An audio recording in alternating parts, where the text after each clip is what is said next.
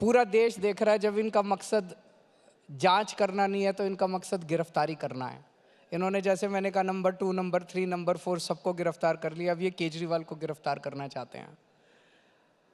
आज मेरे पास कुछ वॉलंटियर्स का फ़ोन आया, वो कच्ची कॉलोनियों में घूम रहे थे। उन्होंने फ़ोन करके बताया, सर यहाँ पे लोग आपस में चर्चा कर रहे हैं। लोगों ने कहा कि अपने केजरीवाल को बोल देना बिल्कुल नहीं जाएगा ईडी में। बहुत अच्छा कर रहा है जो वो ईडी में नहीं जा रहा। ईडी का मकसद, केंद्र सरकार का मकसद कोई जांच वांच करना नहीं है। केंद्र सरकार का मकसद केवल और केवल केजरीवाल को गिरफ्तार करना है।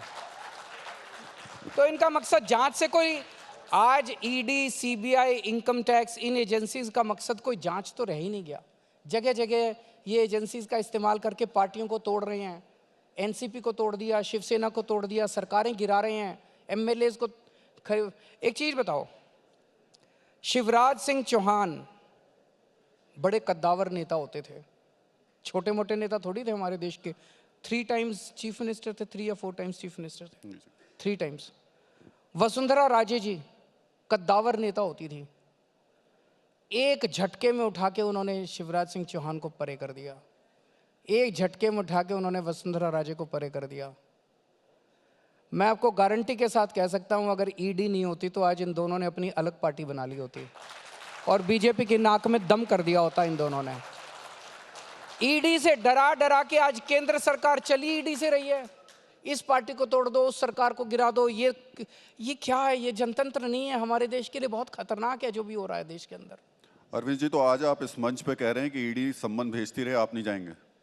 मैं वही करूंगा जो कानूनी रूप से जायज है। अब मैं कानून पे आ जाता हूं, पॉलिटिकल बात छोड़ दीजिए। मैं कुछ सम्मन पे नहीं गया। ईडी ने मेरे खिलाफ कोर्ट में केस कर दिया। अब मैं कोर्ट में जाके कोर्ट को बताने वाला हूं कि कैसे ईडी के सम्मन इलीगल हैं। मेरे वकीलों ने बताया कि ईडी जो सम्मन भेज रही है वो इलीगल है, कानूनी रूप से सही नहीं है। मैं कोर्ट में जाके बताऊंगा।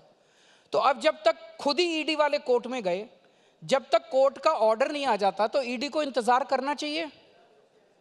वो ईडी कोर्ट के, भाई आपको कोर्ट पे यकीन नहीं है क्या? आप ही तो गए हो कोर्ट में, कोर्ट पे भरोसा रखो, कोर्ट का जजमेंट आ जाने दो। कोर्ट का जजमेंट आने तक इंतजार नहीं करते। रोज कल एक जवाब दिया, आज फिर एक सम्मन आ गया, कल फिर एक सम्मन आ जाएगा। तो ये तो एक तरह से तमाशा बना रखा है। कोर्ट कहेगा तो जाएंगे आप?